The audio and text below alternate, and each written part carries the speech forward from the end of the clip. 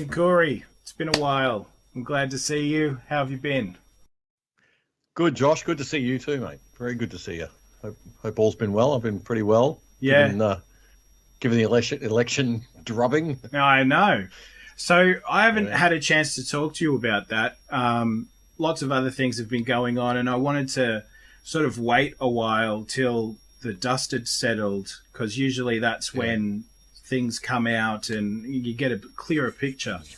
But first off, for our listeners, I just wanted to ask you, basically, you can talk for as long as you want to answer this question, but what was your experience? Because you're not a career politician. This is the first time, I assume, that you've been involved in running for an office, and I'm just really interested because you have a background in media and you've covered things like this. So what was it like for you going in? What were your expectations?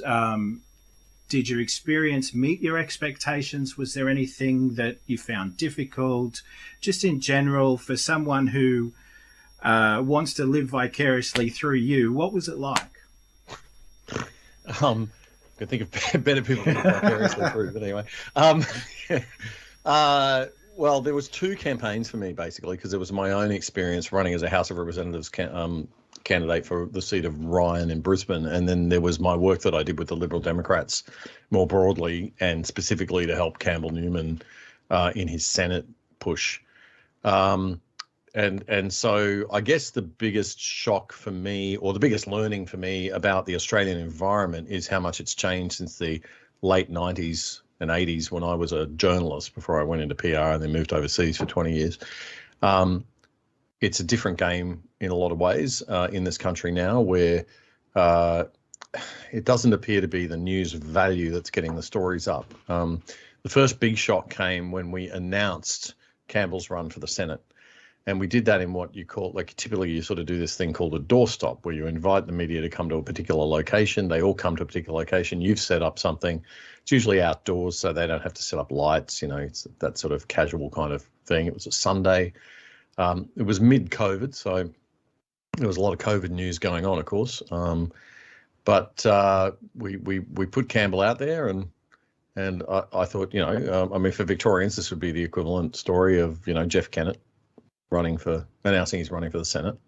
I suppose if you're in New South Wales, I mean, it would be Gladys Berejiklian announcing she's running for the Senate or something with a new party. So it's a big story.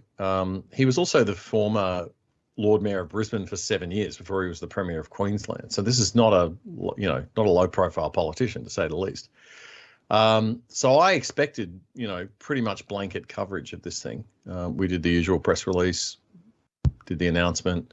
I went home, switched on the 6 o'clock news, fully expecting to see it there. And not only, I mean, it wasn't the lead story, and that was because I think there had been some COVID spike in the numbers of that, and they were running with that as the lead story. And then I waited, and it didn't come up in the second story or the third story, or what we call in television the first break of the news, the bit before the first ad break. So I thought, oh, well, maybe they've pushed it as lead for second break. You typically leave a good story as the lead story for the second break. So the second break came on after the ad break and nothing. So I just thought, wow, okay. I think there was a small piece in the Courier Mail the next day, and the Australian ran probably the biggest piece, which was still only a small bit. But I mean, why would the Australian necessarily want to run a large piece on it? It's more of a Brisbane or Queensland story, and just to see it not appear like that was quite a shock. And then the rest of the campaign, it was just really, really hard to get Campbell Newman any coverage in Brisbane. It was easier in the regions, and he had a great team of people around him who were able to help him get a lot of coverage in the region. They went on a number of regional tours. He built great relationships out there in Queensland, throughout the state, and that was great. But it just didn't happen in Brisbane. So the difficulty of getting on the media, I wangled a couple of primetime interviews on major radio stations just because of my background in radio and the media and people I know and stuff. But I couldn't just present myself as the Liberal Democrats candidate for the electorate of Ryan. I had to present myself as Damian Coory, former, radio newsreader, talk show host guy who went into PR, who is going to give us a broad view of what it's like on the election trail. I had to wrap it up in that kind of a story. Basically, what I'm doing here. Basically what I'm doing here. So sorry about that. But I'm wondering how long I can ride on the coattails of that past. But continue, So you feel like you were spiked by the media. Oh, the party was definitely spiked by the media, and I think not just the party. I mean, I wrote an email to a couple of old mates who are still very senior in television journalism back from my day, and they're still in the game, and they're good old style reporters, nice guys, good friends. We have probably different politics now, but they both, and they're both high profile. I won't name names, but they, they're well known people, and they both said. I said to them, why aren't you giving minor parties more attention? This is a big election. From the perspective, like the narrative here is there's a groundswell of discontent with the major parties. This is going to be a reaction election. And so, if any election, you would be giving a bit of attention to emerging minor parties like the Liberal Democrats, Clive Palmer's UAP, or Pauline Hanson's One Nation as a more established one. You would think it would be this election, right? Talking about that groundswell of what we thought could have been up to 30%, but it turned out to be about 10% of people who were really, or 10 to 15, that were really fed up with and were conservative and wanted an alternative that was conservative, not the Greens or the Teals. And they wrote back to me and basically said, look, we're giving attention to the Teals. So we are giving attention to minor parties. And I thought, well, that's kind of missing the main story is not really the Teals. It was a big story, but it's not. The main story was the fact that we had a conservative prime minister, what was supposed to be a conservative prime minister, and a conservative government, or at least, centre right leaning more. And he wasn't behaving like one. And so that there were all these conservative parties emerging in a freedom friendly minor party, rise up, if you like, intertwined with the rise of the freedom movement in Victoria and through other states as well, but mainly in Victoria. And I think that's a narrative and a story that the mainstream media missed. Have you noticed, though, that there are no alternatives? Sorry. I was just going to say the mainstream media are not well resourced anymore, or as well resourced as they used to be. So there's just going to be this lack of ability to cover a lot of the things that that probably should be covered, and groupthink is strong, and follow the leader on story narratives is strong. So nobody wants to stick their hand up and go, I think we should take a different tack on this story angle tonight. Like, what are you, a weirdo? Because when I heard about, stick to the script. Yeah, exactly. When I heard about the Teals, I thought to myself, well, that's a novelty. I mean, these people aren't professional politicians. These people are, at best, they have positions of responsibility.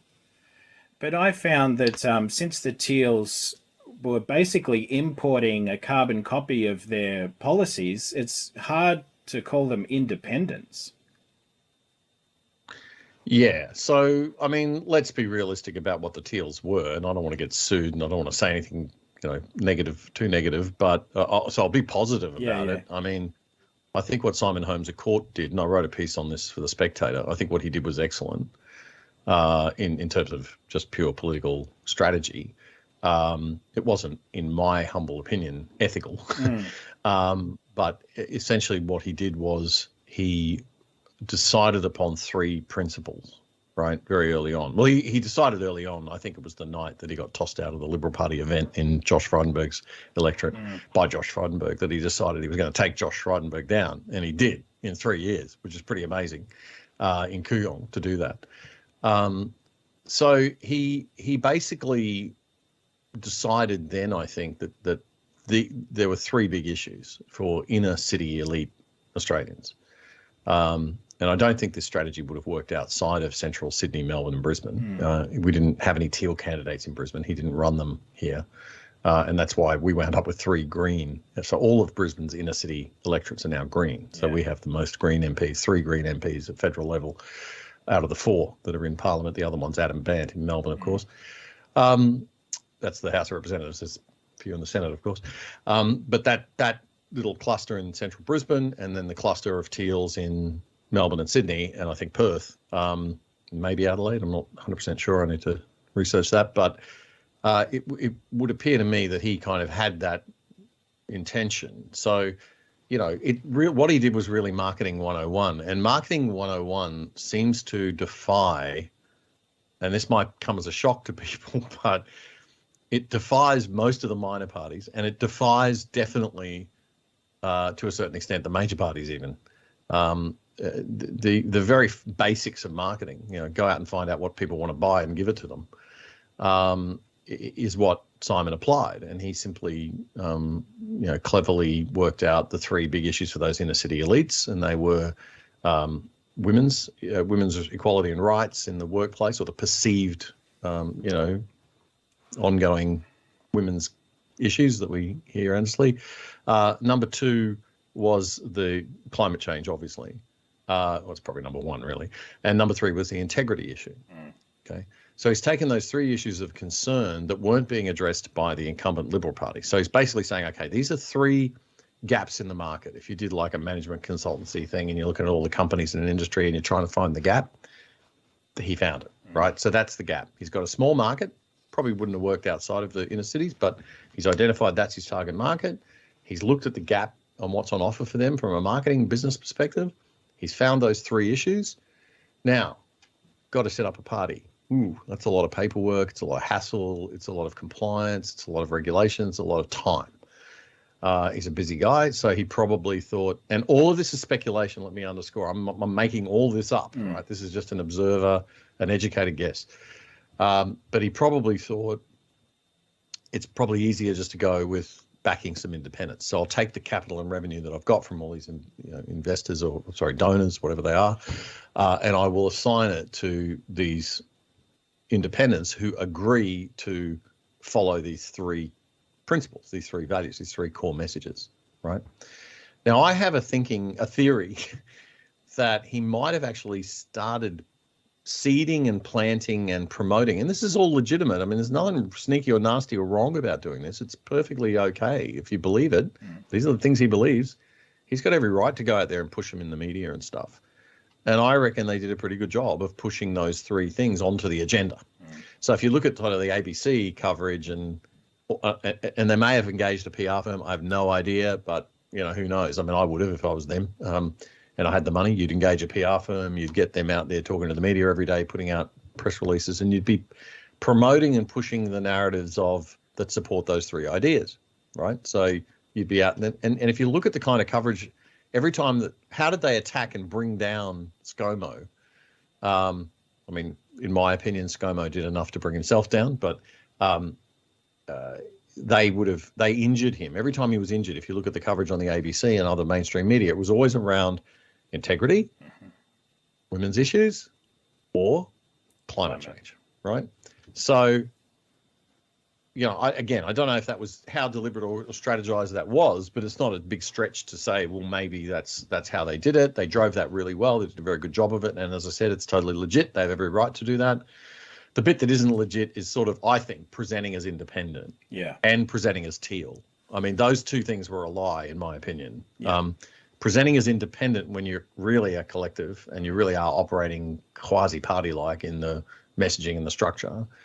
Although I'm sure they did nothing illegal, and that's fine. I mean, they've obviously been very careful how they've done that. And it's clever strategy. But that's what they've done. They've presented as independent when, let's be honest, they're not. And secondly, they presented as Teal when they're not. Now, the idea of Teal is supposed to be a mix of green and blue. So in other words, what they're sort of saying is that this is the party of people who would be in the Liberal Party otherwise, but who don't subscribe or are concerned about the Liberal Party on those three levels. I don't believe that's the kind of independence they backed. I believe that they backed a lot of ideologically left independents, probably more than Teal. Certainly people who buy into the inner city elite narratives of, postmodern identity politics and that sort of stuff. So I don't think you'd be getting away from any of that with these guys. So I wouldn't call them Teal. I mean, I'd say they're a little red and a bit green, and which doesn't make a nice color. Makes baby poo brown, doesn't it? Quite ironic, really.